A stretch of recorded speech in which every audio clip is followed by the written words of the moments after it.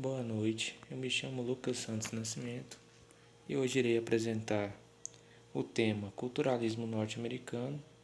Este trabalho foi realizado em conjunto com a minha colega de sala, Bruna Vitória Ribeiro. Nós preparamos alguns slides que retratam esse tema.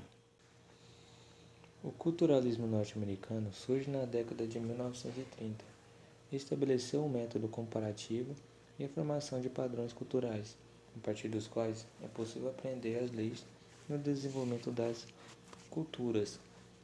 O principal representante foi Franz Boas. Franz Boas foi responsável por desenvolver o moderno termo de cultura no plural, visto que anteriormente esse termo era dado no singular, como cultura humana, partindo do pressuposto que a cultura humana ela parte de um início singular e se desenvolve conforme o tempo.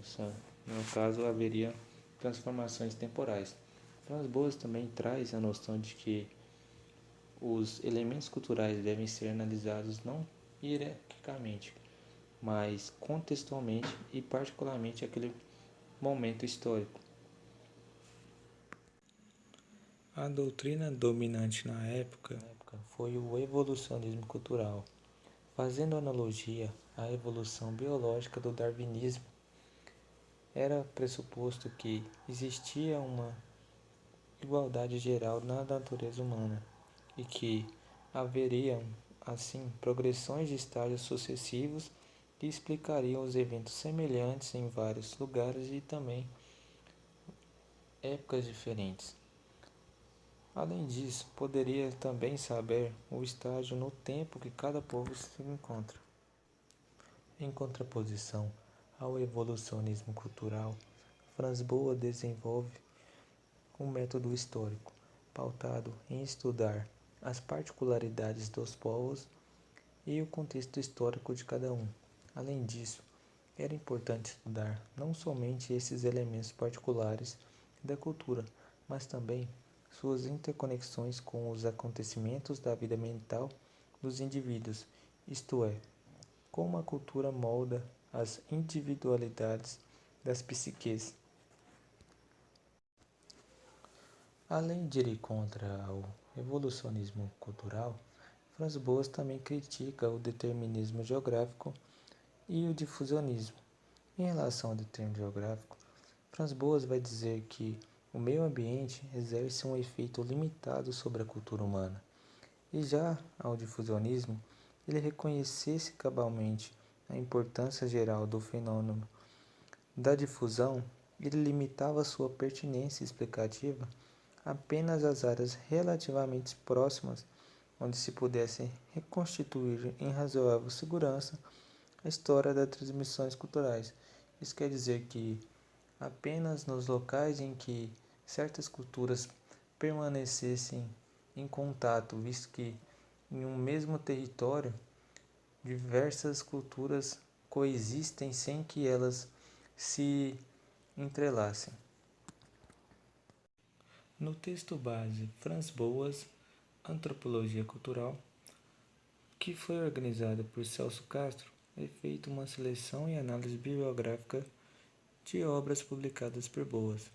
Celso vai separar então 5 obras de Franz Boas que abordam e abrangem o tema culturalismo norte-americano.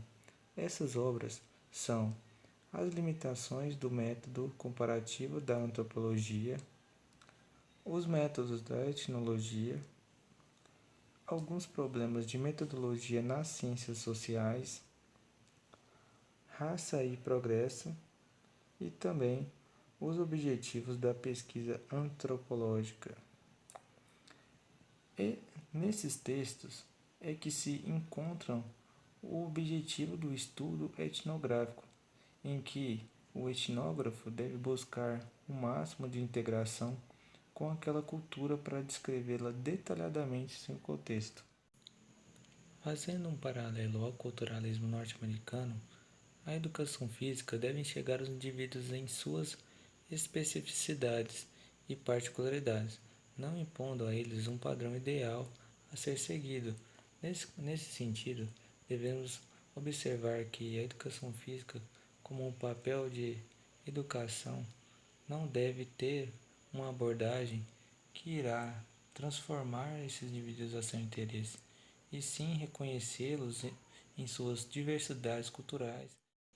Portanto, durante o exercício do nosso trabalho, nós podemos enxergar que, assim como o culturalismo norte-americano preza por olhar os elementos particulares das culturas, nós, dentro da educação física, precisamos enxergar a alteridade de cada indivíduo e, assim, adaptar nosso trabalho para que seja benéfico para todos, sem que haja o desrespeito à cultura alheia. Por fim, a nossa referência desse estudo foi o livro organizado por Celso Castro, que traz a visão de Franz Boas a respeito da antropologia cultural.